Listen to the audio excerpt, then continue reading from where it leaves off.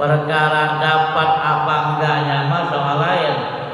Tapi ditakdirkannya kita duduk di majelis ilmu, ini merupakan nikmat yang luar biasa. Nah, di bab yang ke-13 ini menjelaskan fi fadilatis shaumi, menyatakan tentang fadilah puasa. Dalam kitab Riyadul Badiah yang pernah kita kaji, kita juga udah ngaji itu ada bab siam, bab tentang puasa di kitab Riyadul Badiah. Cuma pembahasannya beda. Kalau dalam kitab Riyadul Badiah, bab puasanya itu menjelaskan tentang fikihnya. Kapan waktunya puasa, siapa yang wajib puasa, apa rukunnya puasa, apa sunatnya puasa, apa yang membatalkan puasa, dan seterusnya. Itu kajian ketika kita Riyadul Badiah kemarin. Nah, kalau bab puasa dalam kitab Hadis, pembahasannya lebih menyoroti kepada fadilah, kepada keutamaan dari pelaksanaan ibadah puasa. Jadi enggak menyoroti masalah fikihnya. Yang kita soroti dalam bab ini tentang keutamaannya mereka atau kita yang melaksanakan ibadah puasa.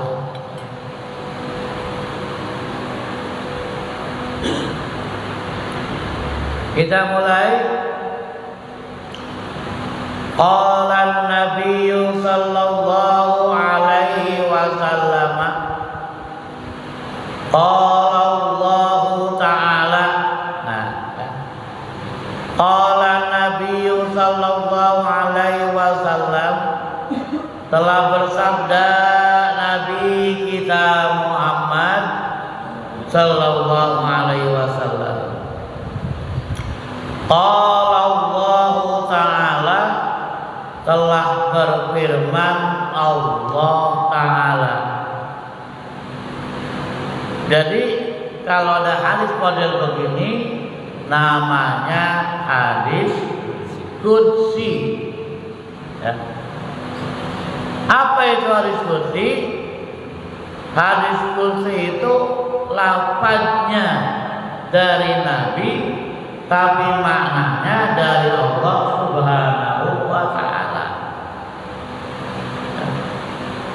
Hadis qudsi juga firman Allah, makanya dikatakan qala Allah ta'ala, telah berfirman Allah ta'ala. Itu firman Allah. Nah, apa bedanya firman Allah dalam Al-Quran dan firman Allah yang berbentuk hadis qudsi? Kalau firman Allah yang ada dalam Al-Quran itu lil a'jazi, itu sebagai mukjizat. Di annal wal farqu wa bainahu wa bainal Quran, perbedaan antara hadis qudsi dan Al-Quran, annal Qur'ana nazala lil a'jazi, Quran itu diturunkan sebagai mukjizat. Bi amsara suratin, walaupun suratnya pendek. Nah, bila bidzalika fa innahu laisa lil a'jazi, berbeda dengan hadis qudsi. Kalau firman Allah dalam hadis qudsi itu bukan sebagai mukjizat gitu. Walaupun hadisnya firmannya panjang. Itu perbedaannya, ya. Jadi perbedaan hadis biasa dengan hadis qudsi Kalau hadis qudsi merupakan firman Allah yang lafaznya dari Nabi. Makanya Allah Nabi telah bersabda Nabi, dilanjutkan kata Nabi, Allah Ta'ala, Allah telah berfirman. Apa firman Allah dalam hadis qudsi? As-sawmu li wa ana ajzi bihi. Kata Allah, as-sawmu li, puasa itu untukku. As-sawmu li, puasa itu untukku, kata Allah. Wa ana ajzi bihi, dan aku yang akan membalasnya. Jadi ini tidak disebutkan apa balasannya puasa. Ya. Enggak dijelaskan apa ganjarannya puasa. Gak dijelaskan apa pahala-pahalanya daripada puasa. Tidak. Allah berfirman, as-sawmu li, puasa untukku, kata Allah, wa ana ajzi bihi, dan aku yang akan membalasnya. Kenapa? Ini erat juga kaitannya dengan makna puasa itu sendiri. Dan puasa disebut ibadah sirriyah. Kan begitu, Pak? Apa ibadah sirriyah itu? Ibadah rahasia. Ya. Bab yang tahu puasa itu cuma kita dengan Allah. Kalau pergi haji, Pak, orang tahu, oh dia di Mekah, ketahuan, ya, sampai sekarang. Kalau sedekah, orang lihat, oh jumlahnya tahuan. Kalau sholat, ya orang tahu, rukunya, sujudnya, gitu. Kelihatan dia lagi sholat. Tapi kalau lagi puasa, orang nggak tahu. Itu buktinya dia beludah mulu lagi puasa kali, nggak belum tentu. Siapa tahu penyakit lambung kali kambuh. Di puasa nggak boleh tanda nggak beludah atau dia lemas, gitu. Nggak belum tentu juga, bisa aja dia pura-pura lemas. Yang tahu puasa itu hanya orang yang bersangkutan dengan Allah. Makanya ibadah itu yang ibadah rahasia, yang benar-benar penuh keikhlasan. Umpama ada orang puasa, ya tengah hari bolong dia out, ya minum di kamarnya, nggak ada yang lihat, keluar dari kamar, dia bilang dia masih puasa, orang percaya, ya percaya. Nah jadi karena memang puasa itu ibadah rahasia, maka untuk diterus menambah ikhlasnya orang yang puasa, hingga pahalanya pun dirahasiakan oleh Allah. Cuma dengan kalimat wa ana ajzi bihi, aku yang akan membalasnya nanti, kata Allah.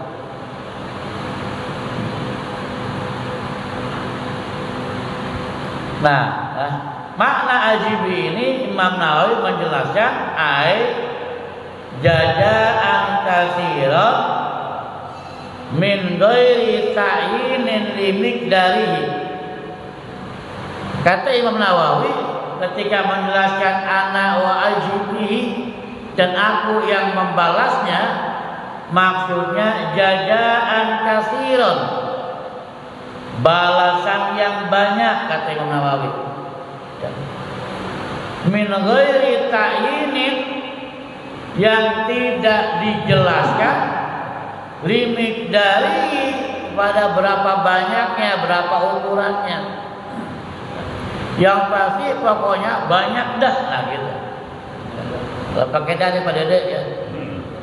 Pokoknya mah banyak dah gitu. Ya. Dari sebutnya berapa jumlahnya. Itu kata Imam Nawawi. Wakilah dan dikatakan juga makna zalika, makna wa anna ajibi itu anna siyama ahabbul ibadati ilayya, bahwa misalnya puasa itu yang ibadah yang paling aku cintai, gitu kata Allah. Wal muqaddami indi, dan terdepan di sisiku itu ibadah puasa. Itu beberapa pendapat para ulama ya. Dan juga keterangan-keterangan tentang bagaimana fadilahnya puasa dan makna wa ana ajib, untuk menambah keikhlasan kita dalam ibadah kepada Allah Subhanahu wa taala, khususnya pelaksanaan ibadah puasa.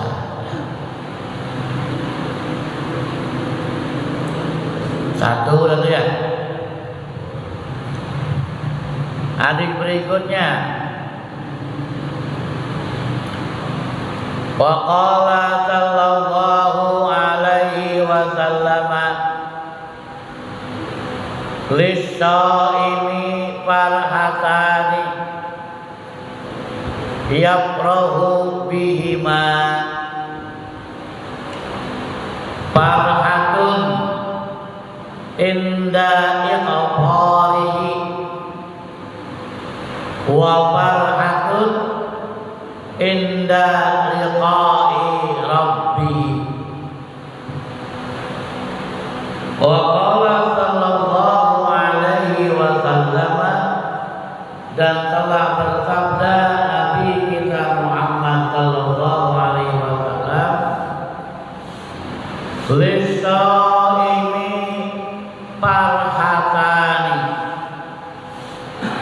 bagi orang yang berpuasa farhatani itu punya dua kegembiraan.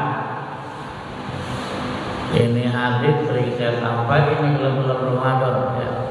Sering kita dengar, oh di sini sumbernya gitu. Ya. Selama ini kita baru dengar makna hadisnya, lalu terangin, atau para penceramah menjelaskan tentang puasa. Nah, sekarang ketemu sama kita tuh, oh di sini ada itu sumbernya. Oh di sini referensinya. Lisa ini bagi orang yang berpuasa, farhatani, ada dua kegembiraan. Yafrahu bihima, dia bergembira dengan dua kegembiraan itu.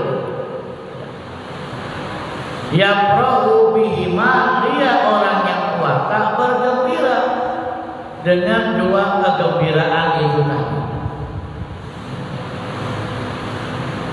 Pertanyaannya, apa kegembiraan bagi orang yang melaksanakan ibadah puasa? Yang pertama kata Nabi, farhatun inda ifqarihi. Satu, farhatun, kegembiraan inda ifqarihi, ketika dia berbuka puasa. Kita yang lagi puasa, kalau udah ada azan berkumandang, senang rasanya. Bahkan kadang-kadang kita sambil nungguin ajan ya, itu TV cekrek sono cekrek sini nungguin ajan. Di Indonesia belum ajan, dia pindah ke SCTV kali udah ajan. SCTV belum ajan juga, dia pindah ke MCTV kali udah ajan, belum juga ajan juga. Orang jamnya itu. Orang jamnya itu juga.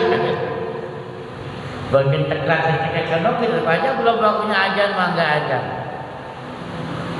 Nah, artinya orang yang berbuka itu dia mendapatkan kegembiraan, coba. Yang tadinya aus hilang ausnya. Yang tadinya lapar hilang laparnya. Senang gitu loh.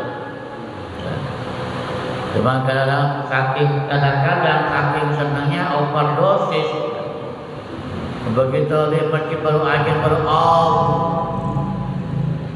dan dulu tuh. Di masjid baru Allah, baru belum lebar. Itu udah habis satu umum gitu. Belum sampai bar. Nah, yang pasti itu kegembiraan orang yang berpuasa. Satu ketika dia iftar, ketika dia berbuka. Nah, itu makna yang pertama tuh Pak. Makna iftar yang pertama ketika dia berbuka ketika azan maghrib. Nah, lalu makna iftar yang kedua, makna berbuka yang kedua itu ketika Idul Fitri. Namanya iftar tuh. Namanya iftar ketika selesai Ramadan ya. Masuk 1 Syawal dia udah iftar namanya. Udah berbuka di situ. 1 Syawal dia udah gak boleh puasa lagi, malah haram hukumnya. Bagian kata rajin banget puasa deh. Ya, aku mah kurang kalau Ramadan cuma 29 hari mah ya. Sampai lengkapin 30. Yang 30-nya udah 1 Syawal malah haram. Jadi ingat nih, pernah kita jelasin, kagak ada istilah bulan kurang ya. Ini kadang-kadang kita nih kalau di kampung Ramadan sekarang bulannya kurang cuma 29 gitu. Ya. Enggak ada istilah bulan kurang, tetap puasa masa bulan gitu. Mau 29 hari mau 30 hari tetap itu namanya sebulan. Kalau umpamanya hisabnya jatuh cuma 29 hari Ramadan, tetap namanya sebulan, nggak ada istilah kurang gitu. Tetap ke sebulan walaupun 29 hari. Nah, jadi makna iftar yang kedua ya, manusia orang yang berpuasa gembira itu maknanya ketika Idul Fitri 1 Syawal senang banget ya, gembira, makanya pada beli baju baru ya, emang sunnah untuk kegembiraan di hari raya gitu ya. Nah, atau tuh ya, kegembiraan orang yang puasa pertama indah iftarihi ketika dia berbuka puasa. Maknanya satu berbuka ketika waktu maghrib, yang kedua maknanya iftar itu ketika Idul Fitri. Atau tuh ketika iftar.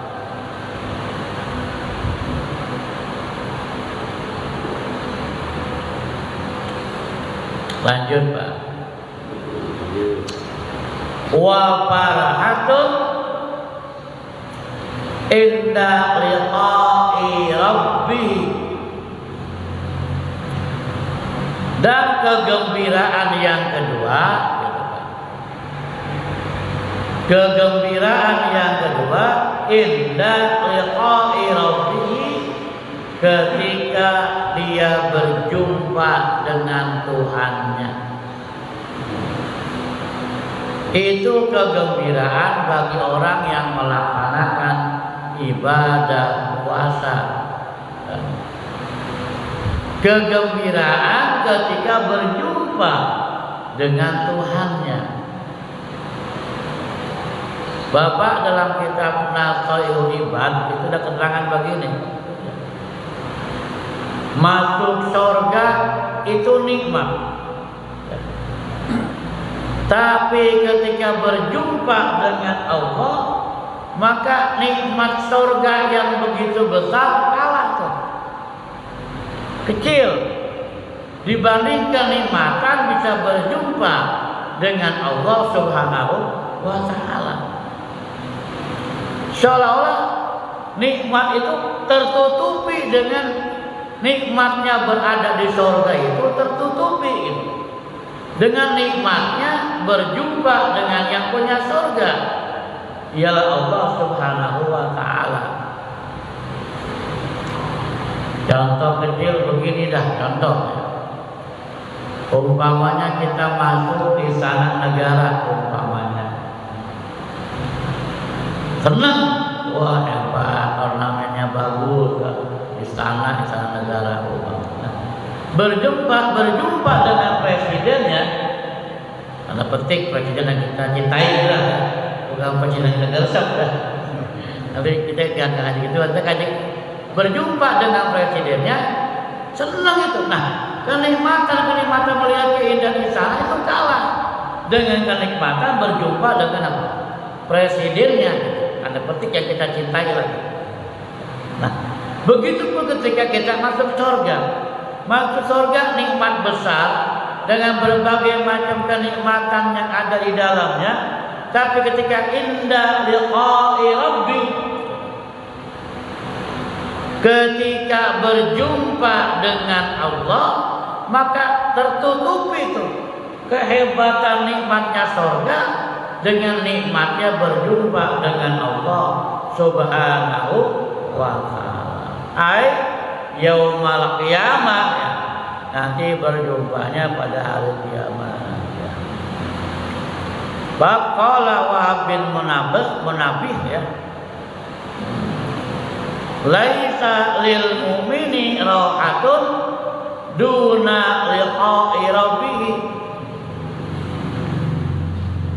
Tidak ada kegembiraan gitu bagi manusia, tidak ada kenikmatan, kebahagiaan bagi manusia duna liqa'i rabbih, selain dia berjumpa dengan Tuhannya.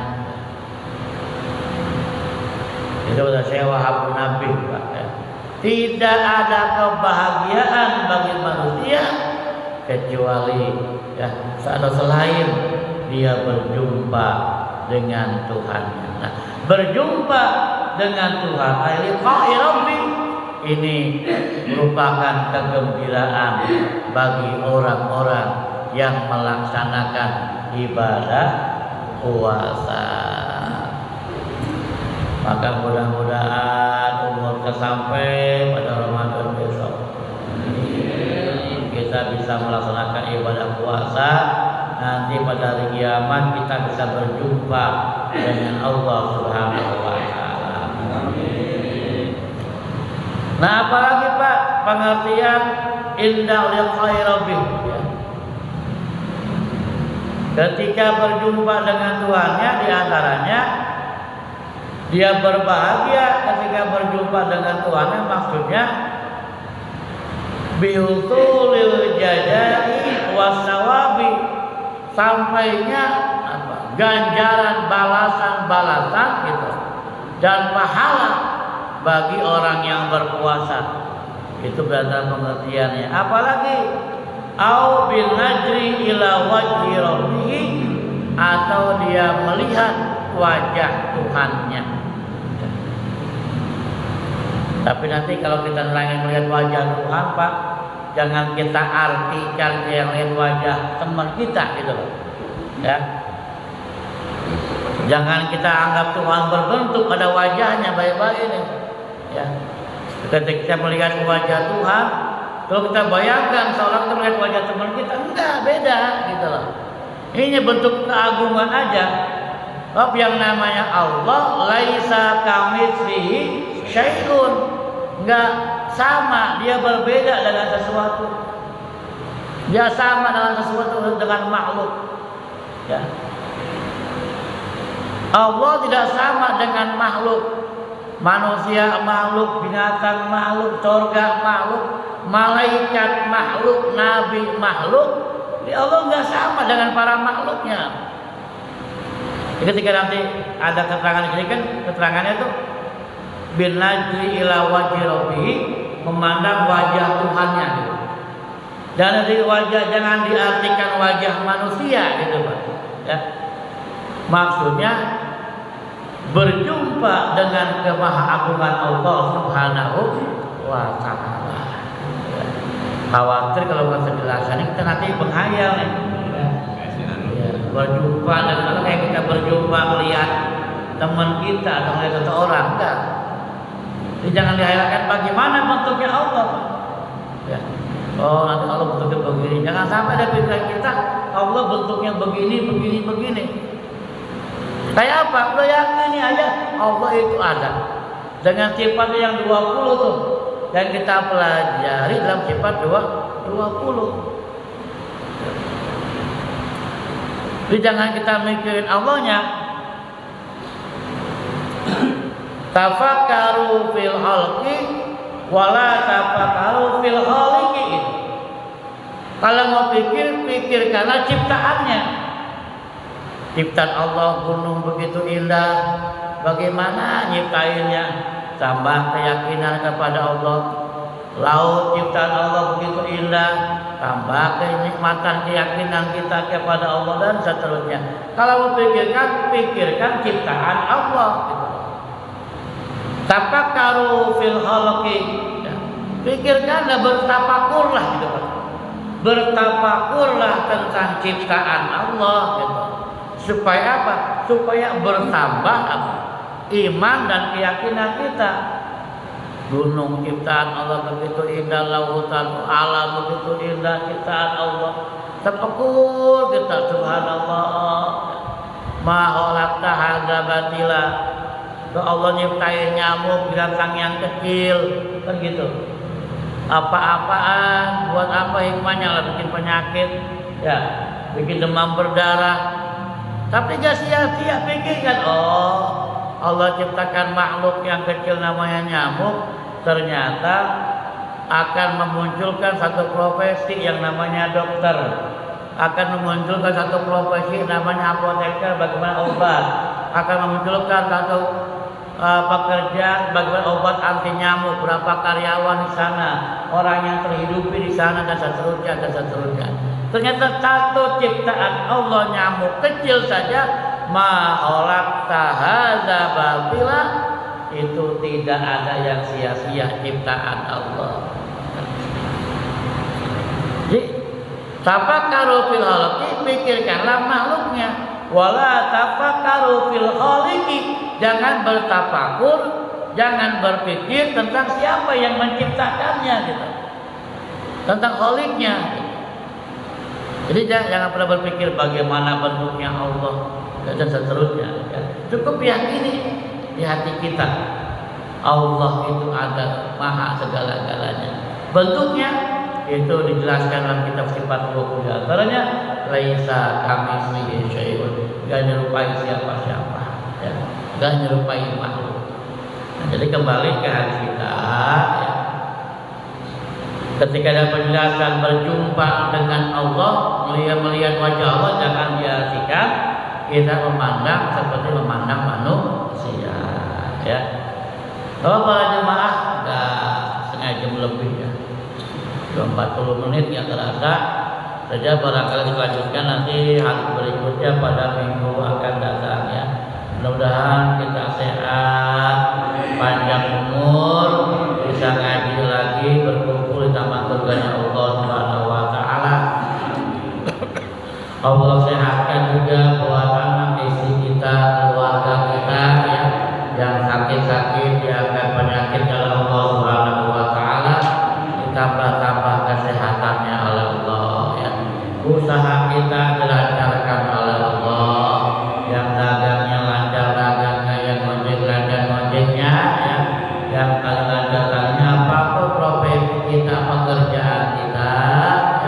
itu diberikan berkah oleh Allah Subhanahu wa taala. Biaya anak-anak kita pendidikannya dicukupi kebutuhannya oleh Allah. Diberikan ilmu yang barokah, ilmu yang manfaat, ilmu yang membuat kita semakin dekat kepada Allah. Ala hadhihi niyah al-Fatihah. A'udzu billahi minasyaitonir rajim. Bismillahirrahmanirrahim. Alhamdulillahi rabbil alamin. Ar-rahmanir rahim. Maliki yaumiddin. Iyyaka na'budu wa iyyaka nasta'in. Ihdinas siratal mustaqim. Siratal ladzina an'amta 'alaihim ghairil maghdubi 'alaihim waladdallin. Allahumma shalli 'ala sayyidina Muhammadin fil awwalin wal akhirin wa sallim wa radiyallahu tabaraka wa ta'ala kulli sahabati Rasulillahi ajma'in. Bismillahirrahmanirrahim. Alhamdulillahi rabbil alamin. Hamdan yuwafi ni'mah yukafi'u majidah. Ya Rabbana lakal hamdu kama yanbaghi li wa 'azimi sultanik. Allahumma shalli 'ala sayyidina Muhammad wa 'ala ali sayyidina Muhammad. Allahumma ij'al jam'ana hadza jam'an marhuman wa tafarraqna min ba'dihi tafarraqan ma'suman. Allahumma ij'al jam'ana hadza jam'an mashkura wa tafarraqna min ba'dihi tafarraqan maghfura. Allahumma zidna ilma warzuqna fahma. Allahumma nawwir qulubana bi nuri hidayatika kama nawwara al-arda bi nuri syamsika abadan abadan. Innahu min Sulaimana wa innahu bismillahirrahmanirrahim. Ala ta'lu alayya wa atuni muslimin. Rabbighfir